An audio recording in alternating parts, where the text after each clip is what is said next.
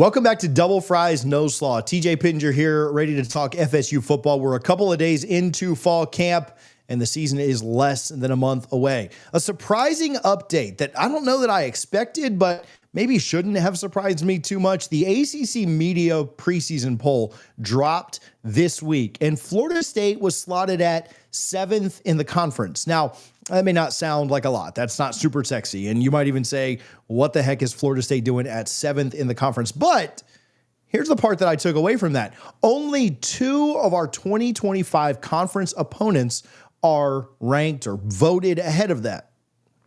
So what does that mean for a FSU team that is coming off of a brutal 2-10 season?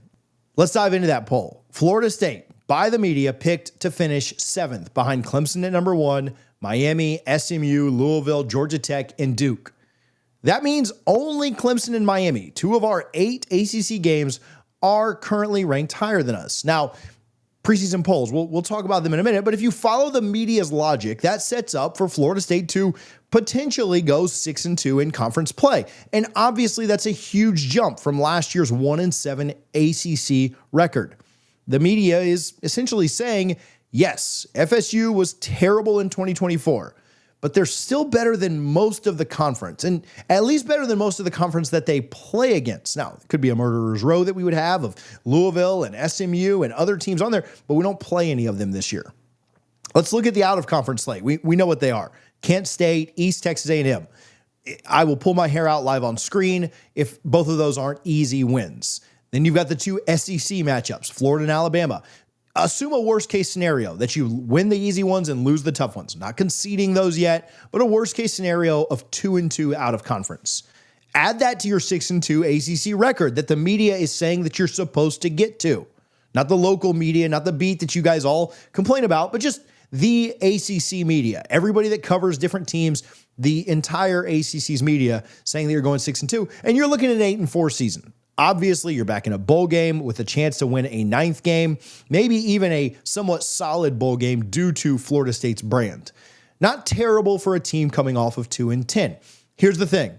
Preseason polls, though, they are just vibes. They don't mean anything. Last year, Florida State was 10th nationally in the AP poll coming off of an undefeated season, and we all understand how that crashed and burned. Polls are guesses. They are hype. There is brand bias that's built into them. Florida State still certainly got that name recognition, which is why the media certainly will give Florida State some love despite last year's disaster. But their roster as well, when 247 releases their overall team talent composite rankings, will probably show them behind only Miami and Clemson in the ACC. The poll is saying that Florida State is going to win 5 more conference games than they did last year. And that's a big jump, but let's talk about what it means for Mike Norvell. Heading into year 6, and let's be real, it's a big one for Mike. He took Florida State from 3-6 to just a couple of years later going 10-3, but obviously you regressed last year going 2-10, which was certainly a gut punch. If Norvell can go from 2 wins to say 7 or 8 in 2025, it will be one of the biggest turnarounds in college football this year. But here's the deal. You don't get a trophy for climbing out of a hole that you helped dig. I think I said this to Richie in our last episode. You don't win a medal because you shoot yourself in the foot and then finish halfway back in the pack when you were expected to win. At the end of the day, it is Florida State. The expectation is to compete for and win ACC titles, make runs in this new playoff, and compete for national championships. To truly turn this thing around, FSU needs to do more than just be better. I'll talk about that more in just a moment, but first, I do want to give some love to our newest friends, Locke's Air Conditioning. Listen, it is 1 billion degrees outside. Stay cool with Locke's Air Conditioning. They are proudly veteran-owned and Tallahassee-born. They're your top local experts for top-tier AC service and installs. Anywhere from Panama City to Tallahassee, they will deliver high-quality, detailed, focused work with elite customer service. With great pricing, flexible options, and the industry's best warranty, which is 10 years on all parts and labor, you'll enjoy worry-free comfort for a decade. Call Locke's Air Conditioning today for your free quote. Keep cool, Tallahassee and Panama City. To truly turn this thing around, Florida State needs to do more than just be better. They got to beat one of the big dogs: Clemson, Miami, Florida, Alabama. In conference, either Clemson or Miami. If we could split those games, go 6-2 or even 7-1 in conference, maybe you steal one of those ACC or SEC games, you're looking at a much better improvement, right? A 9-3 or 10-2 type season, which would be a big statement. And I'm not ready to predict that just yet, but it's not just about the record. It's how you get there. Last year, everything that could go wrong, save Mastromanno and Fitzgerald, who were the MVPs of the team without doubt, everything that could go wrong did. Last year, the offense was stagnant. The offensive line was absolutely atrocious. The team looked like it lost its fight very early in the year. Norvell looked like a kicked puppy dog on the sideline. The defense showed toughness at times, but just could not continue to do it with an offense that couldn't do anything. The execution was bad. The coaching was bad. The culture was bad. Everything was awful. So you've got to fix that, right? You can play, the Charleston Southerns and the East Texas A&Ms of the world and the Wake Forest and the Stanfords, but how you look against the big dogs is going to matter. The 2025 roster does have some promise. Young guys like Ousmane Kromah, Boggs, transfers like Castellanos at QB. We think about Landon Thomas at tight end and others, along with a rebuilt offensive line and some big hitters on defense as well, should have Florida State fans more optimistic. But let's keep it a buck. A 6-win season, that's not going to get you any favor with the fan base. A 7-win season probably keeps Norvell in town no matter what. But anything less than 8 or 9 wins, I think that pressure is still sky high. Florida State fans want to see it not only a team that's trending back towards being good, they want to see a team that can compete in a bad ACC. And let's be fair, there's a couple of good teams in this conference, but it's still not anything like the Big Ten or the SEC. So let's talk about realism versus optimism. Is 8-4 actually doable? Am I sipping on too much garnet and gold Kool-Aid?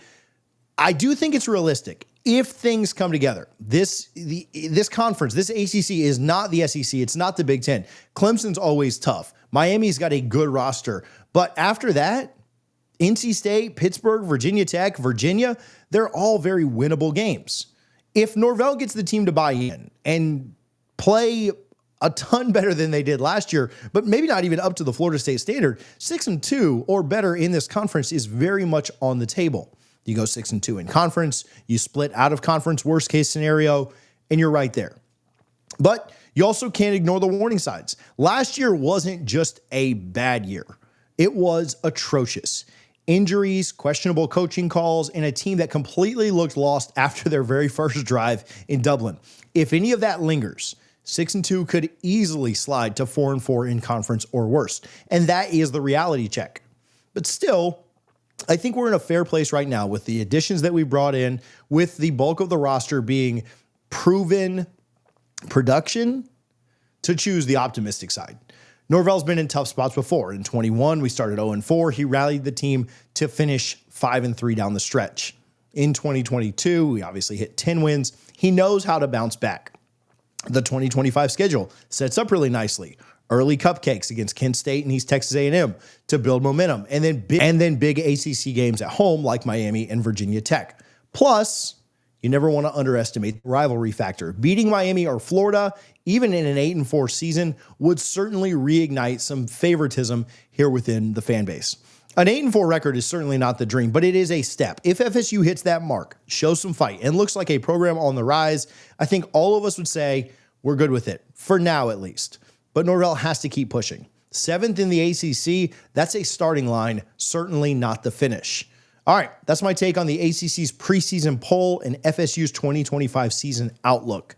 7th in the ACC, a shot at 6-2 in the conference, and a shot at an 8 or 9 win record. I think it's a start, but Norvell has to show us more.